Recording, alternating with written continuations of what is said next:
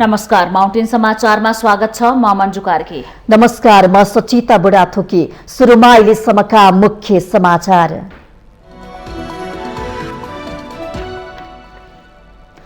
निष्ठाको राजनीति नहुँदा नेताहरू व्यक्तिगत गाली गलौजमा उत्रिए। आसन्न निर्वाचन शीर्ष नेतृत्वको असहिष्णु भाषणले प्रदूषित बन्दै। सरकार स्थानीय तहको निर्वाचन तोकिएकै मिति गर्ने पक्षमा रहेको प्रधानमन्त्री देउबाको भनाई। निर्वाचनलाई निष्पक्ष र धाँधली रहित सम्पन्न गर्न जुट्नुपर्नेमा जोड। नेकपा एमाले आगामी वैशाख 9 गते स्थानीय तह निर्वाचनको घोषणा पत्र सार्वजनिक गर्ने। स्थानीय तहको निर्वाचनमा उम्मेद्वारहरू तय गर्ने विधि र मापदण्ड बन्यो। निर्वाचन आयोगले स्थानीय निर्वाचन आचार संहिताको कार्यान्वयनका लागि 7वटै प्रदेशमा अन्तर्क्रिया गर्ने। राजनीतिक दल, सरोकारवाला संस्था तथा पदाधिकारी सहभागी गराइने। स्थानीय निर्वाचनमा सबै तहमा सत्ता गठबन्धन मिलेर चुनाव लड्ने सम्भावना नभएको जसपाका अध्यक्ष उपेन्द्र यादवको प्रश्नोक्ति। एक्लै मित्रवत ढङ्गले चुनाव लड्ने टिप्पणी। रुसको आक्रमणपछि झण्डै 35 लाख युक्रेनी नागरिक विस्थापित भएको संयुक्त राष्ट्र संघीय निकायको तथ्याङ्क। आन्तरिक रूपमा विस्थापित हुनेको संख्या 1 करोड नाघ्यो। र साफे अन्डर 18 महिला च्याम्पियनसिप फुटबलमा भारतसँग नेपाल 5-1 गोल अन्तरले पराजित। नेपालले अन्तिम खेल बङ्गलादेश विरुद्ध बुधबार खेल्ने।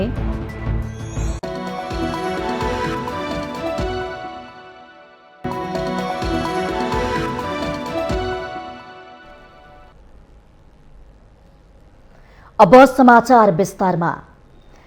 स्थानीय तहको निर्वाचन आफ्नो पक्षमा पार्न राजनैतिक दलका नेताहरू यति बेला देश दौडाहामा छन्। जनताको बीचमा गएर पछिल्लो निर्वाचनमा विजय भएपछि गरेको काम देखाउन सक्ने ल्याकत नभएका नेताहरूले चुनावमा भोट तान्नको लागि एक अर्काको खोइरो खन्ने काम गरिरहेका छन्। निर्वाचनको प्रचार प्रसारमा जाँदा नेताहरूले देश बनाउने भिजन दिन भने सकिरहेका छैनन्। यस्ता नेताहरू नेतृत्वमा पुगे देश र जनताको भविष्य सुन्दर होला भनेर कल्पना गर्नु नै नेपाली राजनीतिको विडम्बना हो। नेता र नेता बीचको फरक भनेकै उनीहरूको विचारको फरक हो। राजनीतिमा फरक विचारधाराका कारण नेताहरू पक्ष विपक्षमा एक अर्काको आलोचना गर्छन्। त्यो स्वाभाविक पनि हो। तर हाम्रो मुलुकमा भने देशको नेतृत्व गर्नेहरू नागरिकको हितका लागि पक्ष र प्रतिपक्षमा उभिनु भन्दा एक अर्कोलाई व्यक्तिगत रूपमा खुइल्याउन उद्धत छन्। नेपाली राजनीतिको विडम्बना भन्नुपर्छ। दलका नेताहरू राजनीतिक मुद्दामा भन्दा सतही रूपमा एकले अर्काको खेदो खन्न कुनै कसर बाँकी राख्दैनन्। अहिले निष्ठाको राजनीति गर्ने इमान्दार व्यक्ति राजनीतिबाट पलायन भइरहेको बेला आसन्न निर्वाचन नै नेतृत्वमा रहेकाहरूको गाली गलौजका कारण प्रदूषित बन्दैछ। पछिल्लो समय निष्ठाको राजनीति हराउँदै गएको छ। प्रधानमन्त्रीदेखि मन्त्रीसम्मले क्षुद्र टिप्पणी गरिरहेका छन्। गैर राजनीतिक क्षेत्रमा राजनीतिको तीव्र भोग जागेको छ। पैसा भएकाहरूले राजनीति गर्नेहरूलाई आफ्नो इशारामा नचाइरहेका छन्। विश्वमा समृद्ध मुलुकका नेताहरू कसरी आफ्नो नागरिकलाई खुशी र सुखी राख्न सकिन्छ भनेर बहस गर्छन्। हाम्रो देशमा भने राजनीति गर्नेहरूसँग आत्मविश्वासको कमी छ। उनीहरू जनताको आवाज बुलन्द रूपमा बोल्न समेत सक्दैनन्। राजनीति गर्नेहरूले सबै पक्षका कुराहरू सुन्नुपर्ने हुन्छ। तर यहाँ यसको ठिक उल्टो भइरहेको छ। मञ्चमा गयो कि भाषण गर्नेहरू एक अर्कोमाथि कठोर शब्दले प्रहार गर्न हौसिन्छन्। तालीको भोका नेताहरू गरिब जनताको बीचमा जाँदा सत्ता र शक्तिको रबाफ देखाउँछन्। राजनीति गर्नेहरूमा विचार प्रधान हुनुपर्ने हो। तर मुलुकको राष्ट्रिय राजनीतिमा रहेकाहरू व्यक्ति प्रधान बाटोमा उन्मुख छन्। यस्ता राजनीतिज्ञहरूबाट जनताले सुन्दर भविष्यको कल्पना गर्नु नै विडम्बना हो। राज्यको सम्पत्तिको दोहन गरेर ठाउँ ठाउँमा छिद्र टिप्पणी गर्नेहरूले रोजगारीको खोजीमा हिँड्दा हिँड्दै जुत्ता फाटेका नागरिकको पीडा कहिले पनि बुझेनन्। युवा वर्गको हातमा बोकेको सर्टिफिकेट थोत्रो भइसक्छ तर गरी खाने वातावरण पाउँदैनन्। नागरिकहरू अन्तिम विकल्पमा अरू देशको मरुभूमिमा भेडा चराउन जान बाध्य छन्। कोही कोरिया जान पाइने आशमा ईपीएस परीक्षा दिन लाइन लाग्छन् भने कोही युरोप र अमेरिका छिर्ने लोभमा घरबार बेचेर दलाललाई लाखौं बुझाउन विवश छन्। तर राजनीतिक भाषणमा नागरिकले भोगेका यस्ता बाध्यता कहिले पनि अटाएनन्। निर्वाचन नजिकिँदै जाँदा दलका शीर्ष नेताहरू तत र ममको गाली गलौजमा उत्रिएका छन्। एकले अर्कोलाई गाली गर्दै आफू मात्र ठिक हुँ भनी मतदातासँग भोट मागिरहेका छन्। अघिल्लो दिनमा एक दलका नेताले लगाएको दोष मेट्न भोलिपल्ट अर्को दलका नेताहरू गाली गलौजमा उत्रेका छन्। यहाँसम्म कि राजनीतिक भाषणहरूमा देश बनाउने एजेन्डा भन्दा एक अर्कोलाई सत्तो सराप गर्ने तीखा शब्द प्रहार गर्ने प्रवृत्ति बढिरहेको छ। सत्ता र शक्तिको दोहन गर्ने बेला मिल्नेहरू सत्ता बाहिर हुँदा झनै बरबराउँछन्। निष्ठाको राजनीति गर्नेहरूमा मुलुकलाई सही बाटोमा लैजान नसके अरूलाई मौका दिनुपर्छ भन्ने भावना हुन्छ। तर वर्तमान नेपाली राजनीतिमा जतिसुकै असफल नेतृत्व भए पनि पटक पटक सत्तामा जान लालायित छन्। हिजोका दिनमा एउटै पार्टीमा रहँदा घाँटी जोडेर हिँड्नेहरू आज एक अर्को प्रति लक्षित शब्दबाण प्रहार गरिरहेका छन्। सार्वजनिक कार्यक्रममा आत्महत्या गर्न मन लागेको भाषण गर्ने नेताहरू यति हजार नागरिक मारेको जिम्मा लिन्छु भनेर उद्घोष पनि गर्छन्। कुनै शुभ कार्यको शुभकामना दिँदा समेत राजनीति गर्नेहरूले गाली मिसाएर शुभकामना दिन्छन्। यस्तो नेतृत्वबाट युवा पंक्तिले पनि गाली गलौजको नै सिको गरेको देखिन्छ। यस्तो प्रवृत्तिले राजनीति गर्नेहरू कहाँ पुग्लान्? उनीहरूको गन्तव्य के हो? वा यस्ताहरूले नेतृत्व गरेको देश र जनताको भविष्य कस्तो होला? यो आफैमा गम्भीर प्रश्न हो। माउन्टेन टेलिभिजन एसडी राजनीतिक ब्युरो। प्रधानमन्त्री शेरबहादुर देउवाले सरकार स्थानीय तहको निर्वाचन तोकिएकै मितिमा गर्ने पक्षमा रहेको दोहोर्याउनु भएको छ।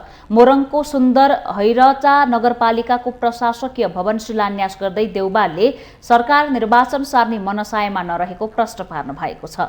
निर्वाचन आयोगले आगामी वैशाख 30 गते स्थानीय तहको निर्वाचनका लागि मिति तोकिसकेको भए पनि सरकारले तोकिएको मितिमा निर्वाचन गर्न नचाहेको प्रमुख प्रतिपक्ष नेकपा एमाले आरोप लगाउँदै को बेला प्रधानमन्त्री देउवाले सरकार निर्वाचन सार्ने पक्षमा नरहेको स्पष्ट पार्नु भएको हो। प्रधानमन्त्री देउवाले निर्वाचन गर्ने काम निर्वाचन आयोगको भएको र निर्वाचन आयोगले स्थानीय तहको निर्वाचनको मिति तय गरिसकेकाले सबै निर्वाचनलाई निष्पक्ष र धाँधली रहित सम्पन्न गर्न जुट्नु पर्नेमा जोड दिनु भएको छ।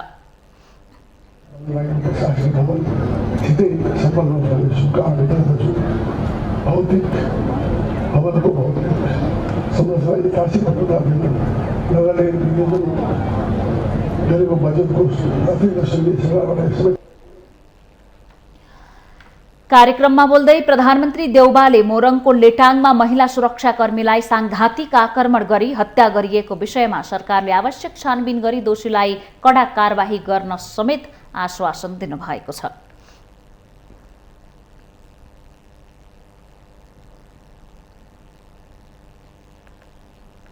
नेकपा एमाले आगामी वैशाख 9 गते स्थानीय तह निर्वाचनको घोषणा पत्र सार्वजनिक गर्ने भएको छ।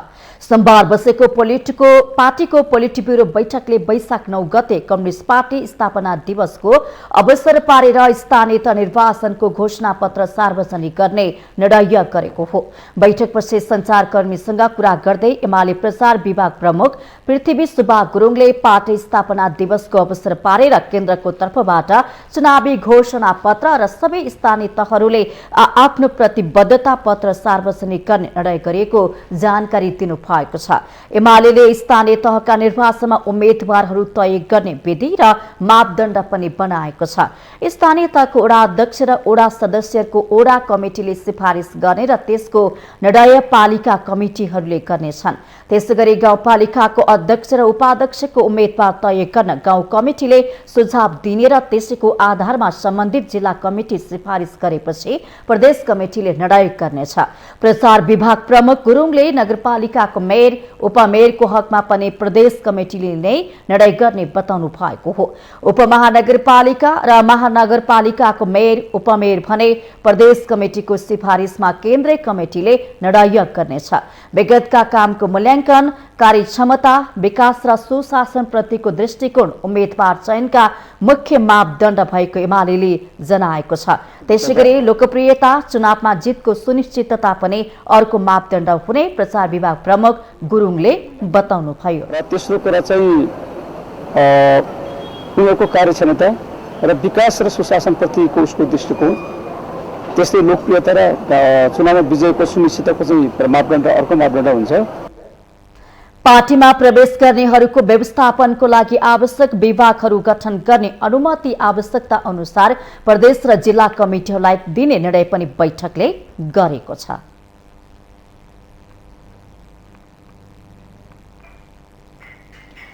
नेकपा एमालेका अध्यक्ष केपी शर्मा ओलीले निर्वाचन आयोगको गतिविधि एमाले विरुद्ध भएको आरोप लगाउनु भएको छ। सोमबार काठमाडौँमा पार्टीको पोलिट ब्युरो बैठकलाई सम्बोधन गर्दै ओलीले मतपत्रको रंग हरियो बनाउने, स्थानीय तहका जनप्रतिनिधिले उम्मेदवारी दिनु अघि राजीनामा दिनुपर्ने जस्ता व्यवस्था एमाले विरुद्ध भएको आरोप लगाउनु भएको हो। उहाँले कांग्रेसको निर्वाचन चिन्ह रुख हरियो हुने भएकोले आयोगले उनीहरूसँगै परामर्श गरेर निर्वाचन चिन्ह हरियो रंगको बनाउने निर्णय गरेको भन्दै आक्रोश व्यक्त गर्नु भएको छ।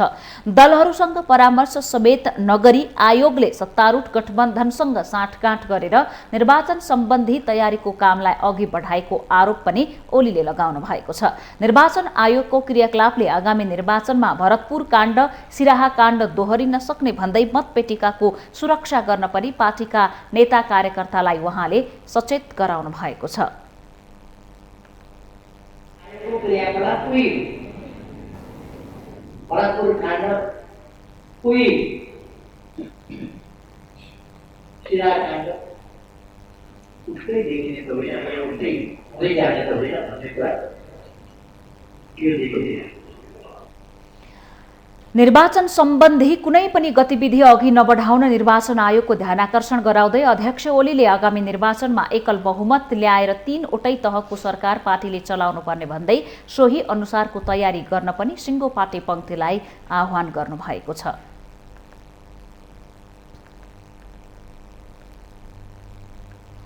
निर्वाचन आयोगले स्थानीय तह निर्वाचन आचार संहिताको कार्यान्वयनको सम्बन्धमा 7वटै प्रदेशमा अन्तर्क्रिया गर्ने भएको छ।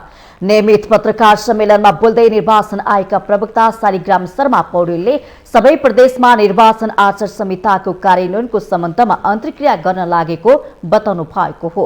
आयोगले नेपाल कानून समाजसभाको सहकार्यमा प्रमुख निर्वाचन आयुक्तहरू तथा निर्वाचन विज्ञहरूको सहभागितामा 7वटै प्रदेशका 15 जिल्लामा चैत्र 9 गतेदेखि 17 गतेसम्म निर्वाचन आचार संहिताको कार्यान्वयनका सम्बन्धमा राजनैतिक दल, सरकारवाला निकाय, संघ संस्था पदाधिकारीहरूसँग छलफल तथा अन्तर्क्रिया कार्यक्रम गर्न लागेको बताउनु भएको हो। आयोगले नेपाल कानून समाजसँगको सहकार्यमा प्रमुख निर्वाचन आयुक्त तथा आयुक्तज्यूहरू तथा निर्वाचन विज्ञहरूको सहभागितामा 7वटै प्रदेश लगायत 15 जिल्लामा चैत्र 9 देखि 17 सम्म निर्वाचन आचार संहिताको कार्यान्वयनका सम्बन्धमा राजनीतिक दल, सरकारवाला निकाय, संस्था तथा पदाधिकारीहरूसँग छलफल तथा अन्तर्क्रिया कार्यक्रम सञ्चालन गर्ने भएको छ। निर्वाचन आयोगले 1102 नम्बरको टोल फ्री नम्बर चैत्र 15 गतेदेखि सुरु गर्न लागेको पनि प्रवक्ता पौडेलले जानकारी दिनुभएको छ। उक्त नम्बरमा मतदाता, आम नागरिक तथा सरकारवालाले आफ्नो जिज्ञासा, गुनासो वा प्रश्न राख्न सक्ने बताउनु भएको छ। त्यसैगरी हरेक मतगणना स्थलमा मतगणना स्थल दृश्य अवलोकन प्रणाली जडान गर्ने सम्बन्धमा आवश्यक व्यवस्था मिलाउन संघीय मामिला तथा सामान्य प्रशासन मन्त्रालय मार्फत सबै स्थानीय तहलाई अनुरोध गरिएको पनि उहाँले बताउनु भएको छ।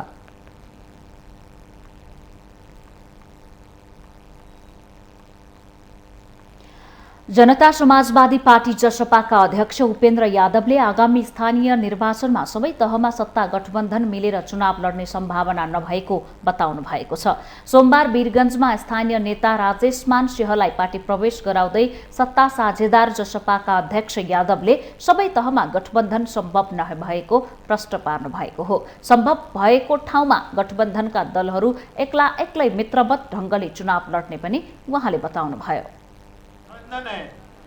यह गठबंधन जितना संभव हो, क्योंकि स्थानीय चुनाव में सभी जगह का संभव नहीं भी हो सकती है, लेकिन जितना संभव हो हम एक साथ चलें। जहां संभव ना हो हम लोग मित्रवत प्रतिस्पर्धा करके भी आगे बढ़ें। अध्यक्ष यादवले मधेसी जनताको अधिकारका लागि आफ्नो पार्टीले सदन र सडक दुवै ठाउँबाट सङ्घर्ष गरिरहने बताउनुभयो। उहाँले निर्वाचनलाई कम खर्चिलो बनाउन निर्वाचन प्रणाली पूर्ण समानुपातिक हुनुपर्ने पार्टीको अडान पनि दोहोर्याउनुभयो। अध्यक्ष यादवले संविधानको संशोधन, परिमार्जन र सुधार गर्नु अघि पुनर्लेखन आवश्यक रहेको पनि दोहोर्याउनु भएको छ। पुनर्लेखन करो ताकि संघीय लोकतांत्रिक गणतंत्र में सभी को समान अधिकार और समान अवसर, उनकी पहचान और स्वाभिमान और सम्मान का गारंटी हो, ऐसी संविधान का निर्माण। जसपा पर्साका अध्यक्ष राम नरेश प्रसाद यादवको अध्यक्षतामा भएको कार्यक्रमलाई जसपाका संघीय परिषद अध्यक्ष एवं पूर्व प्रधानमन्त्री डाक्टर बाबुराम भट्टराई, मध्य प्रदेशका मुख्यमन्त्री लालबाबु राउत, सांसद प्रदीप यादव लगायतले सम्बोधन गर्नुभएको थियो।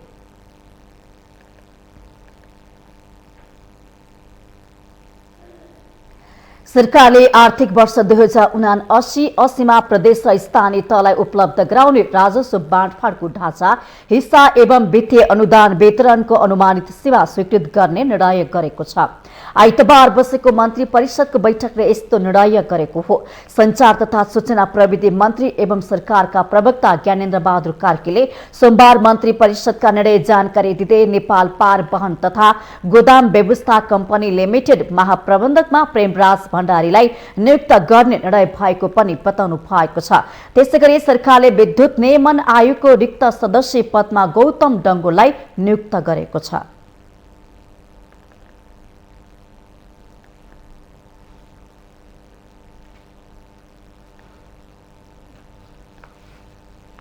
हाइलेज export from Nepal to China सम्बन्धी समझदारी पत्रमा नेपालको तर्फबाट चिनिया समकक्षी अनुसारको तहबाट हस्ताक्षर गर्ने व्यवस्था मिलाउन कृषि तथा पशुपन्छी विकास मन्त्रालयलाई स्वीकृति दिने। प्रवक्ता कार्कीका अनुसार सरकारले 5औं बिमस्टेक शिखर सम्मेलनमा बिमस्टेक बडापत्र लगायत अन्य दस्तावेजहरूमा नेपालको तर्फबाट हस्ताक्षर गर्न स्वीकृति दिने, श्रीलङ्काको कोलम्बोमा चैत्र 16मा हुने बिमस्टेक सदस्य राष्ट्रहरूको 5औं शिखर सम्मेलनमा प्रधानमन्त्री भर्चुअल रूपमा सहभागी हुन नेपाली प्रतिनिधि मण्डल गठन गर्ने निर्णय पनि गरेको छ।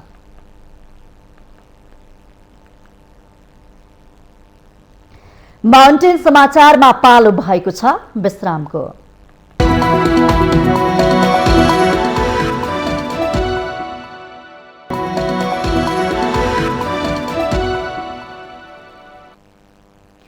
विश्रामपछि स्वागत छ। अब बाँकी समाचार। यति बेला सत्ता गठबन्धनका दलहरू प्रमुख प्रतिपक्ष नेकपा एमाले आगामी वैशाख 30 गते हुने स्थानीय निर्वाचनका लागि देशव्यापी अभियानमा जुटेका छन्। गत स्थानीय तहको निर्वाचनमा पहिलो पार्टी बनेको एमालेलाई यस पटक आफ्नो विरासत जोगाउन त्यति सहज छैन। तर सत्ता गठबन्धनका 4 दल एकातिर र आफ्नो पार्टी एक्लै चुनावी मैदानमा उत्रिदा पनि निर्वाचनमा राम्रो परिणाम ल्याउने दाबी एमालेले गर्दै आएको छ।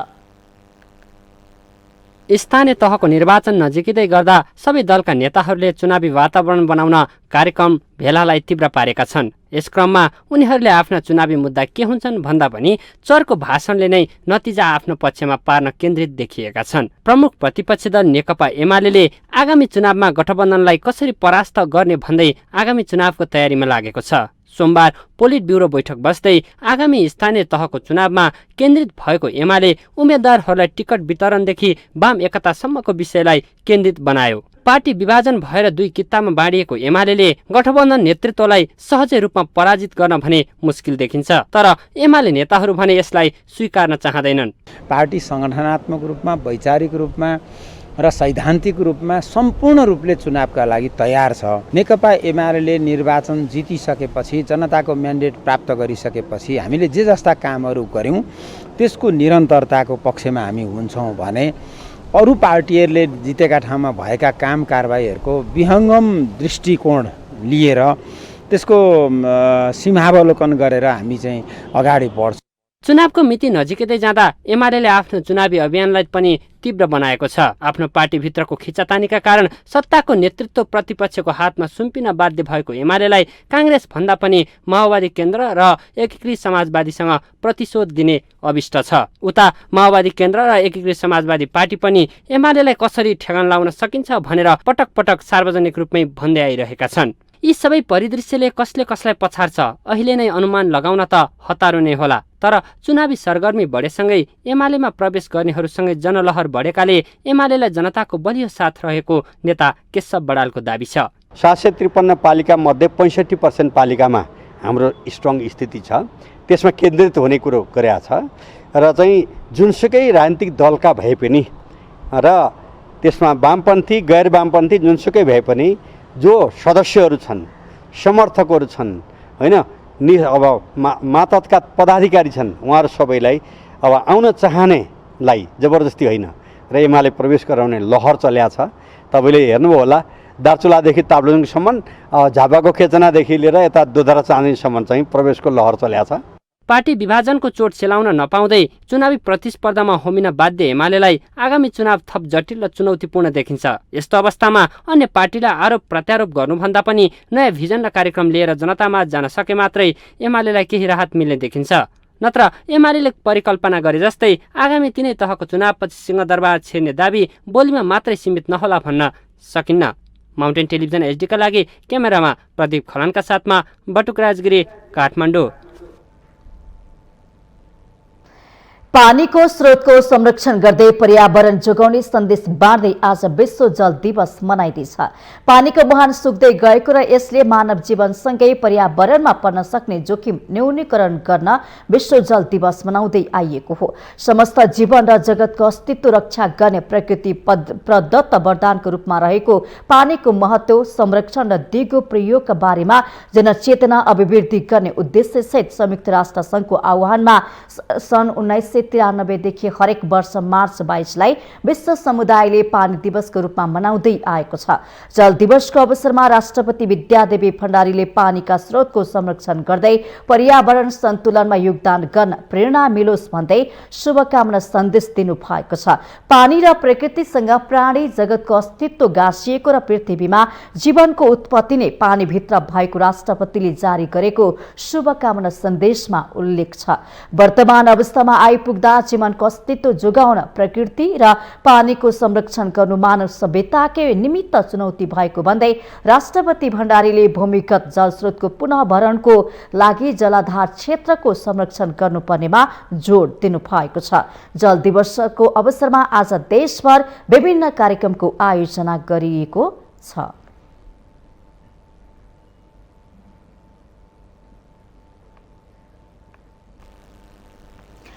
नेकपा एमालेका उपमहासचिव प्रदीप कुमार गेवालीले संविधानले दलित समुदायलाई दिएको अधिकार कार्यान्वयन गर्न राज्यका अङ्गहरूले ध्यान दिनुपर्ने विचार राख्नु भएको छ।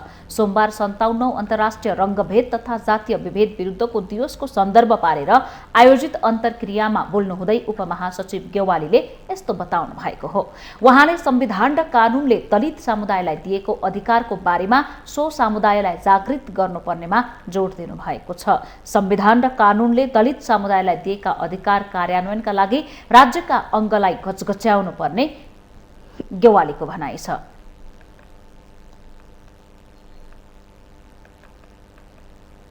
संविधान र कानूनले दिएका अधिकारहरूको बारेमा आम जागरण पहिलो हामीले त्यहाँबाट सुरु गर्नु जरुरी हुन्छ।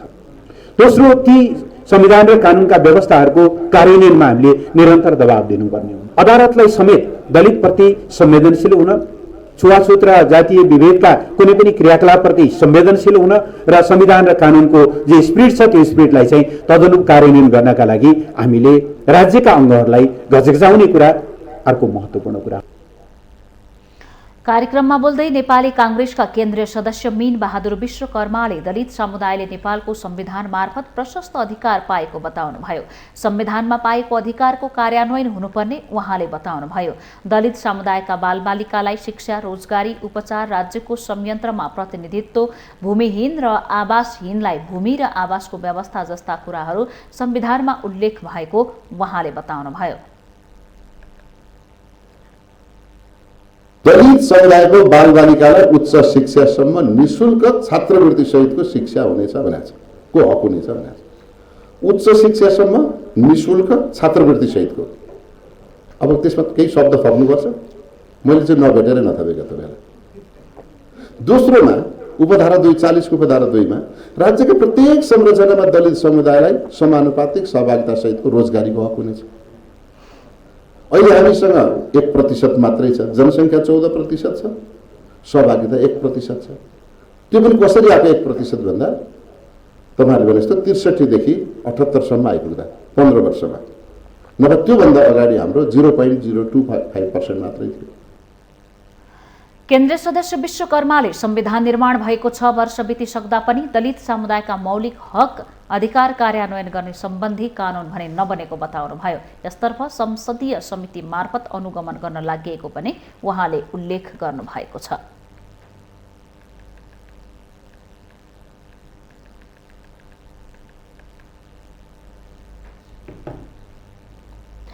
पर्यटन प्रवर्धनको लागि नेपाल पर्यटन बोर्डले देशका विभिन्न क्षेत्रमा आन्तरिक टुरिज्म माट सुरु गरेको बताएको छ। सोमबार काठमाडौँमा पत्रकार सम्मेलन गर्दै पर्यटन बोर्डले आगामी चैत्र 11 देखि 13 गतेसम्म प्रदेश नम्बर 1 को धरानमा ईस्टर्न ट्राभल माट आयोजना गर्ने बताएको हो। बोर्डका कार्यकारी प्रमुख डाक्टर धनञ्जय रेग्मीले आन्तरिक तथा सीमा क्षेत्रको पर्यटन प्रवर्धनको लागि बोर्डले माटको आयोजना गरिरहेको जानकारी दिनुभएको हो। बोर्डले सुदूरपश्चिम प्रदेशको धनगढीमा यही आगामी चैत्र 25, 26 र 27 गतेमा फार वेस्ट ट्राभल माट 2022 को आयोजना गर्न लागि कार्यकारी प्रमुख रेग्मीले बताउनुभयो। विदेशीले नेपालमा आएर गएको खर्चभन्दा अलि बढी छ। त्यो सबै साथीहरूलाई यो वर्ष नेपाल नगरेर नेपालै घुम्दिनुहोस् भन्ने पुनः आह्वान गरिदिनुहोस्। त्यो हुँदाखेरिमा मलाई लाग्छ हामी यो सङ्कटबाट अरूभन्दा यसै पनि हामी छिटो अगाडि आउन सक्छौँ र यी माटहरूले पक्कै पनि विदेशी मुद्रा ल्याउन, भारतीय पर्यटकको सङ्ख्या बढाउन र ओभरअल एउटा चाहिँ इन्डस्ट्रीलाई चाहिँ एउटा छुट्टै खालको इनर्जी लिएर आएर यसलाई चाहिँ हामी सर्भाइभ गर्न मात्रै होइन कि अब त रिभाइभतिर जान सकिएला भन्ने आशा लिएका छौँ। नेपालगञ्ज, बर्दिया र कर्णाली प्रदेशको पर्यटन गतिविधिहरूको प्रवर्धन गर्ने उद्देश्यको साथ बोर्डले नेपालगञ्जमा गत फागुनमा वेस्टर्न ट्राभल मार्ट सम्पन्न गरेको हो।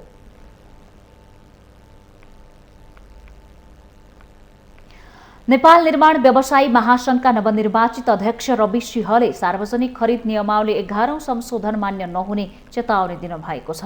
अध्यक्ष सिंहले सरकारले सहमति भन्दा बाहिर गएर ठूला निर्माण कम्पनीलाई कार्टेलिङ गर्न सहज बनाउने तर साना निर्माण कम्पनीलाई विभेद गर्ने खालको नियमावली संशोधन महासंघलाई स्वीकार्य नहुने चेतावनी दिनुभएको हो। उहाँले सरकारले महासंघसँग गरेको सहमतिको ड्राफ्ट भन्दा बाहिर गएर साना निर्माण व्यवसायलाई विभेद गर्ने नियमावली बनाएको आरोप लगाउनुभयो। साना निर्माण व्यवसायीलाई चाहिँ विभेद हुने गरेर 11औं संशोधन आएको छ। साना निर्माण व्यवसायको वृद्धि विकासलाई रोक्नको लागि 1 अरबसम्मको काम 80% पुर्याइएको छ र ठुला निर्माण कम्पनीहरूलाई सहजता दिनको लागि 66.67% को सर्टिफिकेट माग गरिएको छ। भन्दाखेरि यो विभेद किन? हामीले सरकारसँग सहमति गरेको, अब हामीले सरकारलाई के सुझाव दिन्छौँ भन्दाखेरि 80% को अनुभवको प्रमाणपत्र 3 वटा जोडेर पुग्ने गरेर बनाइदिनुस्।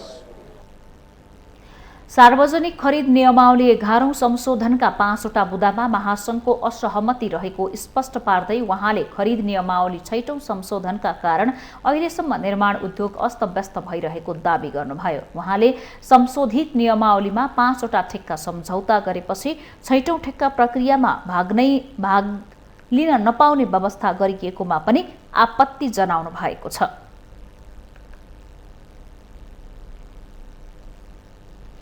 माउन्टेन समाचारमा पालो भएको छ विश्रामको।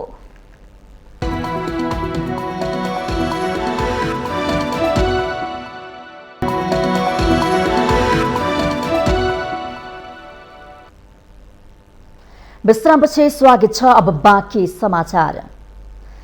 असल माछाको लागि प्रख्यात ठाउँ पर्वतको मोदी गाउँपालिका अम्बोटमा आजभोलि माछा कम पाइन थालेको छ। जिल्लामा सञ्चालित जलविद्युत आयोजनाहरूले नदिनै सुकाएर विद्युत उत्पादन गर्दा असल माछा लोप हुने अवस्थामा पुगेका हुन्। माछा मात्र होइन, जलमा पाइने जलचर प्राणी समेत मुस्किलले देख्न सकिन्छ। एक रिपोर्ट। पर्वतको मोदी गाउँपालिका अम्बोट असला माछाको लागि प्रख्यात ठाउँ हो, तर पछिल्लो समय यस क्षेत्रमा असला माछा लोप हुने अवस्थामा पुगेको छ। विद्युतीय ऐन र वातावरणीय ऐन अनुरूप जलविद्युत उत्पादन गर्दा नदीमा 20% पानीको बहाव छोड्नुपर्ने भए पनि त्यो कारण हुन नसक्दा पानी कम भएसँगै माछा पाउन पनि मुस्किल पर्न थालेको हो। आयोजना भन्दा तल्लो क्षेत्रमा खानेपानी र सिंचाइका मुहान समेत सुक्न थालेका छन्। नदी नै सुकाएर विद्युत गृहमा पानी पठाउँदा नदीमा हुने जलचर लोप हुनुको साथै नदी आसपासका क्षेत्रमा खानेपानीको समस्या हुन थालेको हो। मोदी खोलाको आयोजनाहरूले मोदी खोला सुक्दै गयो, यसबाट यहाँको तापक्रम पनि वृद्धि भइरहेको छ र हाम्रो पुर्खौँदेखिको रोजीरोटी अब खोसिरहेको छ। अब यसले विकासको पछाडि अब विनाश पनि हुन्छ, यता हामी सहन्छौँ। पोखरा बाक्लुङ राजमार्ग नजिक हुँदै बग्ने मोदी खोलामा मध्य मोदी जलविद्युत आयोजना, united Modi Manang training, Chaudhary group, अपार मोदी, पुरानो मोदी खोला जलविद्युत आयोजना, तल्लो मोदी खोला जलविद्युत आयोजना गरी 6 आयोजनाहरू सञ्चालित छन्। नदीमा पानी नबग्दा पर्यावरणीय असर पर्नुको साथै सुक्खा महिनामा वन्यजन्तुको साथै जलचरहरूमा समेत असर पर्ने गरेको छ। अधिकांश जलविद्युत गृहहरू मोदी गाउँपालिका हाताभित्र रहेका छन्, तर विद्युतीय ऐन कार्यान्वयनमा स्थानीय सरकारले चासो देखाएको र पटक पटक मापदण्ड बमोजिम नदीमा पानी छोड्न अनुरोध गरिरहेको गाउँपालिकाले जनाएको छ। मोदी गाउँपालिकामा धेरै हाइड्रो पावरहरू चाहिँ छन्। यिनीहरूले चाहिँ अब नदीमा कतिपय अवस्थामा चाहिँ पानी नछोडेको पनि पाइएको छ। गाउँ कार्यपालिकाले नै निर्णय गरेर हाइड्रो पावरहरूलाई चाहिँ नियमअनुसारको पानी चाहिँ छोडेर यो पारिस्थितिक प्रणाली सन्तुलनमा सहयोग गर्नको लागि गाउँपालिकाले अनुरोध गरिसकेको छ। विद्युतीय रोयल्टीमा स्थानीय सरकार रमाउँदा विद्युतीय ऐन कार्यान्वयन नभएको स्थानीय र सरोकारवालाहरूको भनाइ छ। नदी नै सुकाएर विद्युत निर्माण गर्दा नेपालमै दुर्लभ असला माछा, रौँ, भोटी माछा लोप हुनुको साथै आसपासका वनजंगलका वन्यजन्तु समेत मासिने खतरा बढेको छ। यसका लागि आयोजना र सम्बन्धित सरोकारवालाहरूको समयमै ध्यान जानु जरुरी छ। माउन्टेन टेलिभिजन एचडीका लागि पर्वत सहकर्मी विष्णु गौतमको रिपोर्ट।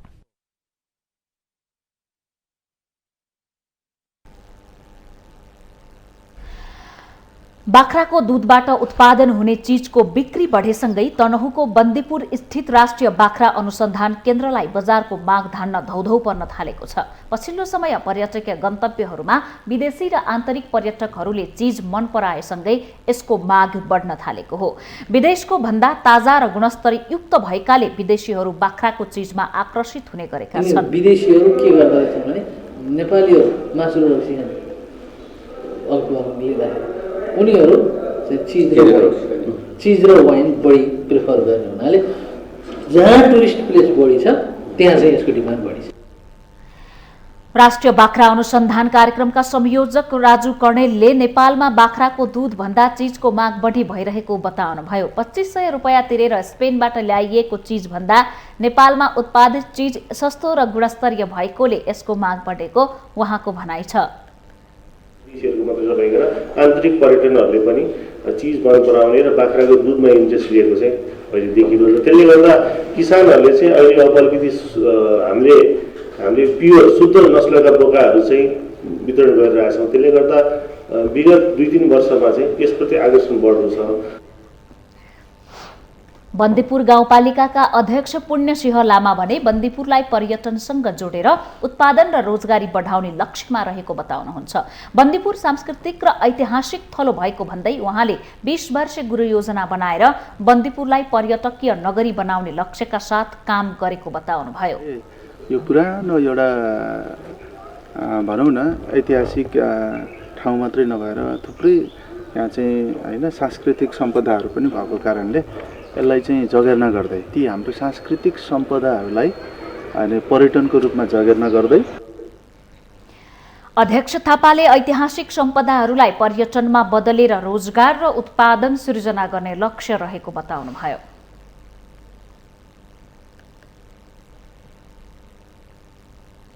मुस्लिम आयोगले 3 वर्षमा गरेका कार्य प्रगति विवरण सार्वजनिक गरेको छ।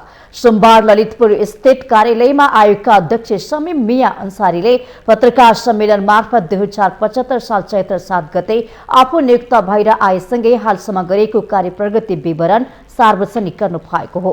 यस अवधिमा सर्वप्रथम आयोगले गर्ने काम, कर्तव्य र क्षेत्रका बारेमा मुस्लिम समुदायलाई जानकारी दिएको र यस समुदायको समग्र विकासको लागि समुदायका विज्ञहरूबाट सल्लाह सुझाव लिएको अध्यक्ष अन्सारीले बताउनु भएको छ। सरकारी सेवामा मुस्लिम समुदायको पहुँच बढाउन तिनै आर्थिक वर्षमा लोकसेवा आयोगको तयारी कक्षा सञ्चालन गरिएको अध्यक्ष अन्सारीको भनाइ छ।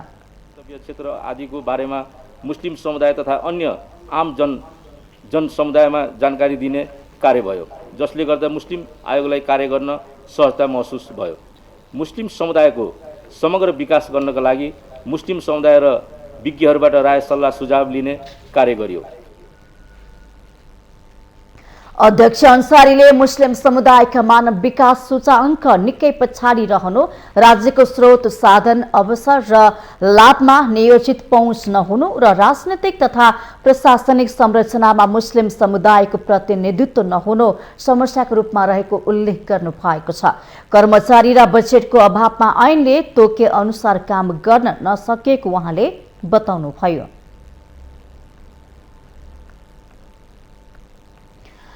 सोमबार विश्व कविता दिवस नेपालमा पनि विभिन्न स्थानमा कविता भाषण तथा गोष्ठी गरेर मनाइएको छ। यस अवसरमा नेपाल प्रज्ञा प्रतिष्ठानको साहित्य विभागद्वारा आयोजित विशेष कवि गोष्ठी समारोहमा नेपालका वरिष्ठ कवि तथा कवियत्रीहरूले आफ्ना गद्य र पद्यका साहित्य सृजना वाचन गर्नुभएको छ। उहाँहरूले विश्वमा कोरोना भाइरसले बनाएको दुर्दशा, प्रकृतिमाथि हस्तक्षेप गरेर बनाइएका कृत्रिम हात हतियारले पुर्याएको असर, नेपालमा भइरहेको राजनीतिक चलखेलको असर र गणतन्त्र आएपछि नेपाली जनताले के पाए भन्ने साहित्य रचना मार्फत व्यङ्ग्य गर्नु भएको छ।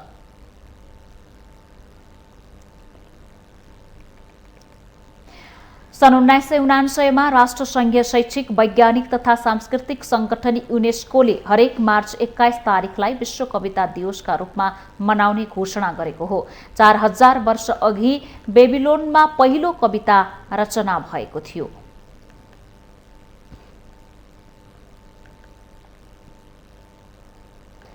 गैर आवासीय नेपाली संघको चैत्र 10 र 11 गते हुन लागेको निर्वाचनका गतिविधि तत्काल स्थगन गर्न उच्च अदालत पाटनले अल्पकालीन अन्तरिम आदेश जारी गरेको छ। सोमबार उच्च अदालत पाटनका न्यायाधीश दुर्गाबहादुर विश्वकर्माको एकल इजलासले चैत्र 9 गते छलफलको लागि दुवै पक्षलाई बोलाउँदै उक्त मितिसम्म निर्वाचनका गतिविधि नगर्न अल्पकालीन अन्तरिम आदेश जारी गरेको हो। गैर आवासीय नेपाली संघको संस्थापन पक्षले आगामी चैत्र 10 र 11 गते संघको नयाँ नेतृत्व चयनको लागि निर्वाचनको मिति घोषणा गरेको छ। तर उक्त निर्णयका विरुद्ध गैर आवासीय नेपाली संघका सदस्य चिन्तामणि सापकोटा लगायतले उच्च अदालत पाटनमा रिट निवेदन दिँदै निर्वाचन रोक्न माग गरेको रिटमाथि भएको प्रारम्भिक सुनवाईमा चैत्र 9 गतेको लागि छलफल गर्न मिति तोकिएको छ। उक्त मितिसम्म संघले निर्वाचनको लागि कुनै गतिविधि नगर्न अल्पकालीन अन्तरिम आदेश समेत जारी भएको हो। चैत्र 9 गते दुवै पक्षबीच छलफल गराई निर्वाचनको कार्यतालिका रोक्ने गरी अन्तरिम आदेश जारी गर्नु वा नपर्ने भन्ने सम्बन्धमा सुनवाई हुनेछ। उक्त मितिमा निर्वाचन रोक्न अन्तरिम आदेश जारी भएको अवस्थामा NRNA को निर्वाचन रोकिनेछ। अन्तरिम आदेश जारी गर्नु नपर्ने भएमा भने संघले नयाँ नेतृत्वका लागि निर्वाचन गर्नेछ।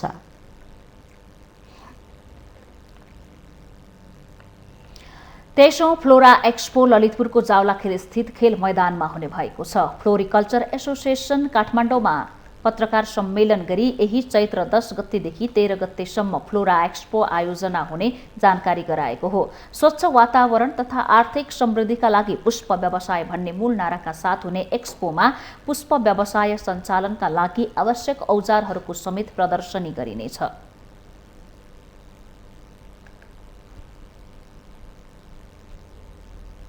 चैत्र 10 देखि 13 गते 24 मार्चदेखि 27 मार्च 2022 चार दिने 23औं फ्लोरा एक्सपो 2078 को आयोजना जावलाखेल खेल मैदान ललितपुरमा सञ्चालन गर्न लागेको जानकारी गराउँदछौँ।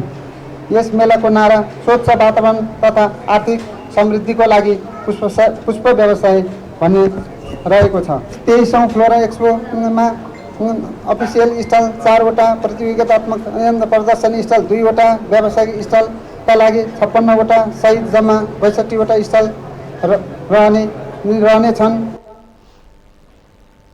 एक्सपोमा अफिसियल स्टल 4वटा, प्रतियोगितात्मक स्टल 2वटा र व्यावसायिक स्टल 56 सहित गरी 62वटा स्टल रहनेछन्। स्टलमा रहेका फूल बिरुवाहरू बीच प्रतिस्पर्धा गराई उत्कृष्ट हुने पुष्प व्यवसायलाई नगद शिल्ड सहित प्रमाणपत्रद्वारा सम्मान गरिने कार्यक्रम समेत रहेको एक्सपो आयोजक समितिले जनाएको छ। फ्लोरिकल्चर एसोसिएसन नेपालको आयोजनामा पुष्प विकास केन्द्रको सह आयोजना तथा बागमती प्रदेश सरकार कृषि तथा पशुपन्छी विकास मन्त्रालय र कृषि विभागको सहयोगमा हुनेछ। एक्सपोमा 45,000ले अवलोकन गर्ने र करिब 75 लाखसम्मको आर्थिक कारोबार हुने अपेक्षा गरिएको छ।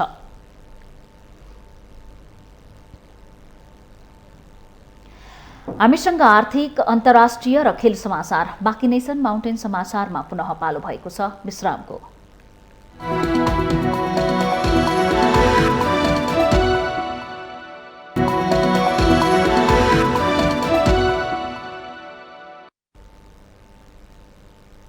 विश्रामपछि स्वागत छ। अब पालो आर्थिक समाचारको।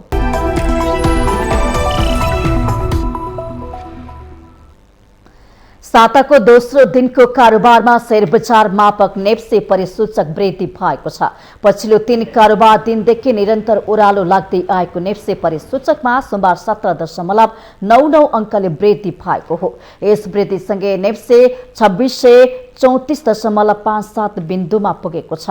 सोमबार कारोबारमा आएका 231 कम्पनीको 51,89,083 किता शेयर 2,29,27,18,18,131 रुपियाँमा किनबेच भएको छ। आइतबारको तुलनामा सोमबार कारोबार रकममा पनि सामान्य वृद्धि भएको छ। नेप्सेका 13 उपसमूह मध्ये सोमबार 11वटा उपसमूहको सूचकमा वृद्धि भएको छ भने 2वटा उपसमूहको सूचकमा गिरावट आएको छ। विकास बैंक उपसमूहको परिसूचक सबैभन्दा बढी 2.92% बढेको छ। जलविद्युत र फाइनान्स उपसमूहको परिसूचक 2% भन्दा बढीले बढेको छ। यस्तै व्यापार, जीवन बीमा र लगानी उपसमूहको सूचक 1% भन्दा बढीले बढेको छ भने बाँकी उपसमूहको परिसूचक 0% भन्दा कमले बढेको छ। सोमबार इमर्जिङ नेपालको शेयर सकारात्मक सर्किट लेभलमा कारोबार भएको छ। त्यसैगरी Ryangdi group power, mountain hydro Nepal र कर्णाली डेभलपमेन्ट बैंकको शेयर मूल्य बढेको छ। नेपाल टेलिकमको शेयर मूल्य भने सर्वाधिक 2.97% घटेको छ।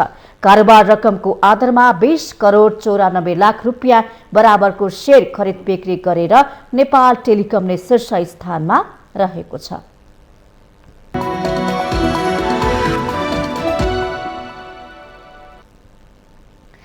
विश्रामपछि स्वागत छ। यसअघि हामी माउन्टेन समाचारको अन्त्यमा आइपुगेका छौं। जाँदा जाँदै मुख्य समाचार पुनः एकपटक।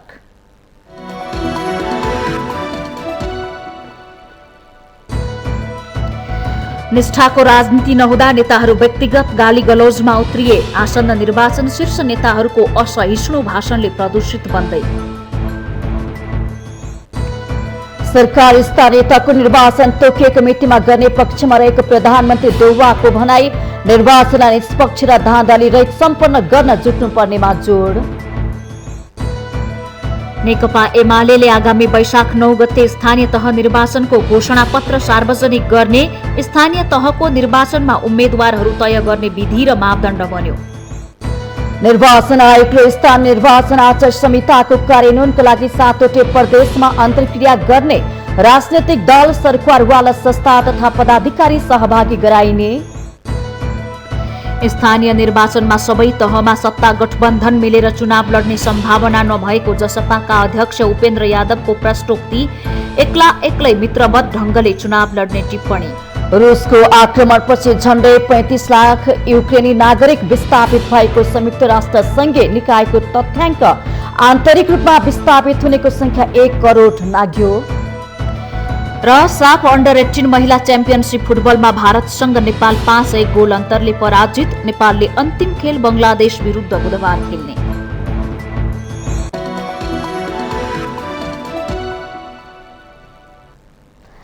माउन्टेन समाचार अहिलेलाई सकियो। सत्य, तथ्य र निष्पक्ष समाचारको लागि माउन्टेन टेलिभिजन HD हेर्दै गर्नुहोला।